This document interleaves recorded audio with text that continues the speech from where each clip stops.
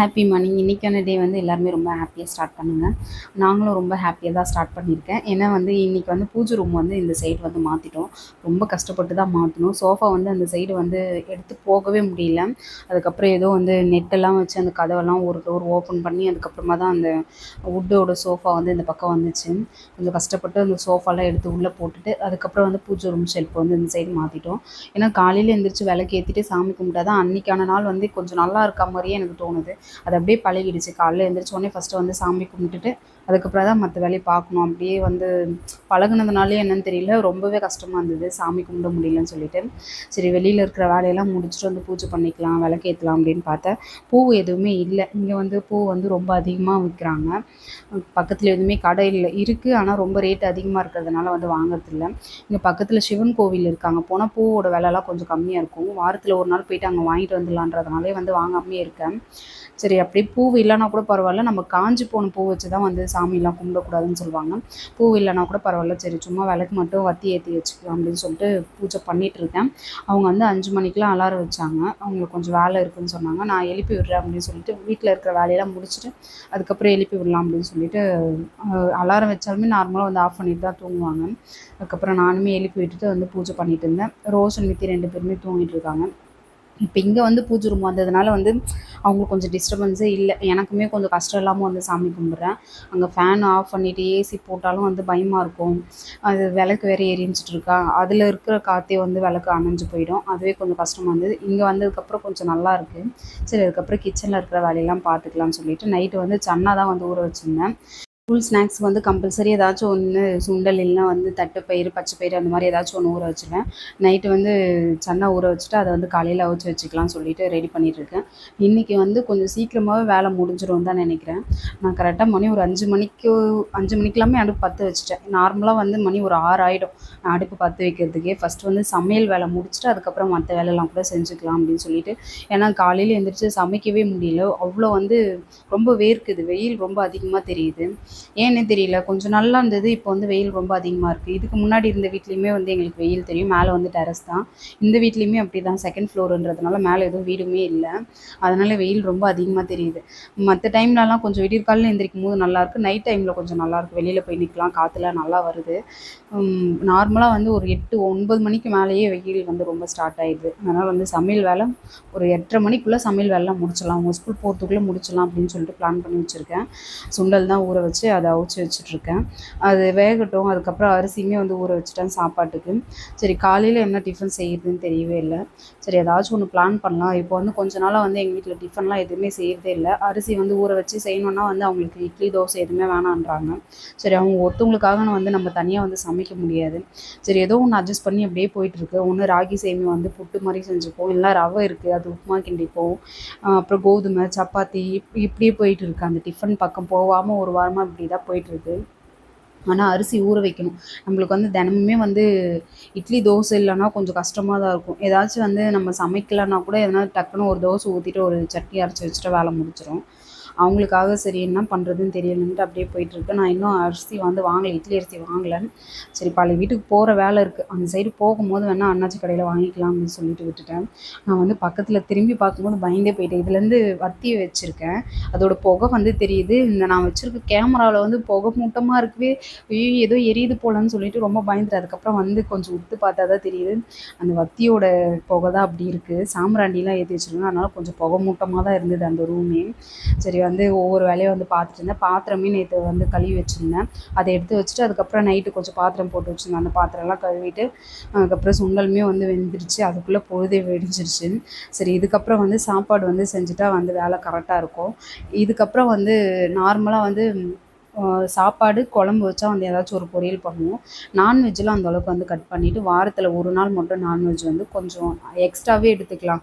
Chicken எடுக்கிறதுக்கு பதில் வந்து சிக்கன், மட்டன், ஃபிஷ்ஷு, அதுக்கப்புறம் இறால் இந்த மாதிரி ஏதாச்சும் ஒன்று மாற்றி மாற்றி கொஞ்சம் கொஞ்சமாக அதில் எடுத்து கொஞ்சம் வெரைட்டிஸ் அதிகமாக எடுத்துக்கலாம்.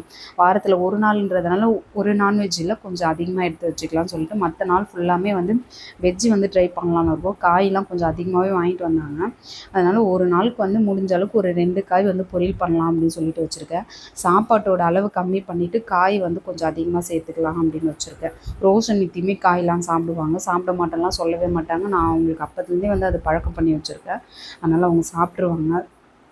அப்படி அவங்க சாப்பிட்லனா கூட நான் வந்து காயெல்லாம் பொரியல் பண்ணிவிட்டு அதிலே வந்து சாப்பாடு வந்து கிளறி கொடுத்து அனுப்பிச்சிடுவேன், சாப்பிடுவாங்க. பீட்ரூட் சாதம், அப்புறம் கேரட் சாதம், கேரட் பீன்ஸ் வந்து பொரியல் பண்ணுவேன். அதில் வந்து சாப்பாடு போட்டு கொடுத்தா அவங்களுக்கு ரொம்ப பிடிக்கும். நார்மலாக கொடுக்கும்போது சாப்பிட மாட்டாங்க, அதில் சாதம் போட்டு கொடுத்துட்டுனா சாப்பிட்ருவாங்க. அவங்களுக்கு பிடிச்ச மாதிரி ஏதோ ஒன்று செஞ்சுருவேன். வெண்டைக்காய் வந்து எங்கள் வீட்டில் எப்படி செஞ்சாலுமே சாப்பிடுவாங்க. நார்மலாக அந்த வெண்டைக்காயில் வந்து கொஞ்சம் வழவழன்னு இருக்கும். அது வந்து ஃபுல்லாமே நம்ம கட் பண்ணிவிட்டு ஒரு பாத்திரத்தில் போட்டு நம்ம அதை நல்லா ஃபுல்லாக வந்து நல்லா வதக்கிட்டு அதுக்கப்புறம் திரும்ப அந்த பாத்திரத்தை கழுவிட்டு திரும்ப வந்து நம்ம பொரியல் பண்ண வந்து ஸ்டார்ட் பண்ணலாம். குழம்பு வச்சா அந்த அளவுக்கு யாரும் சாப்பிட மாட்டேங்கிறாங்க, பொரியல் பண்ணிக்கலாம். வெண்டைக்காய் வந்து நார்மலாகவே கொஞ்சம் அதிகமாக தான் இருந்தது.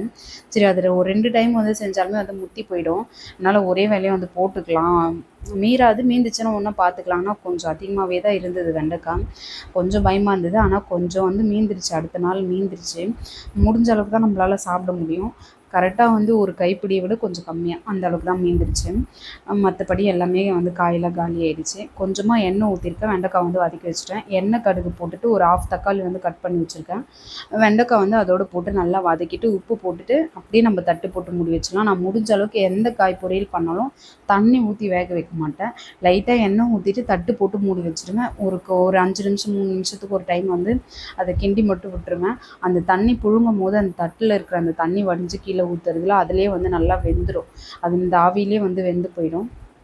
அதனால் வந்து நார்மலாக வந்து காயெலாம் வந்து பொரியல் பண்ணால் வந்து முடிஞ்ச அளவுக்கு நான் வந்து தண்ணி ஊற்றாம தான் வந்து ரெடி பண்ணுவேன், நல்லாயிருக்கும். கடைசியாக வந்து மிளகாத்தூள் போட்டுட்டு நம்ம ஆஃப் பண்ணி ஒரு 5 நிமிஷம் கழித்து இறக்கிக்கலாம். மிளகாத்தூள் போட்டுட்டு திரும்ப சிம்மில் வச்சு ஒரு 2 நிமிஷம் இல்லைனா ஒரு 5 நிமிஷம் வச்சுட்டு அதுக்கப்புறம் நம்ம காய் வந்து எடுத்துட்டாலுமே சூப்பராக இருக்கும். வெண்டைக்காய் வந்து எங்கள் வீட்டில் இப்படி தான் செய்வோம். கோவக்காய் வந்து கட் பண்ணி வச்சுருக்கேன்.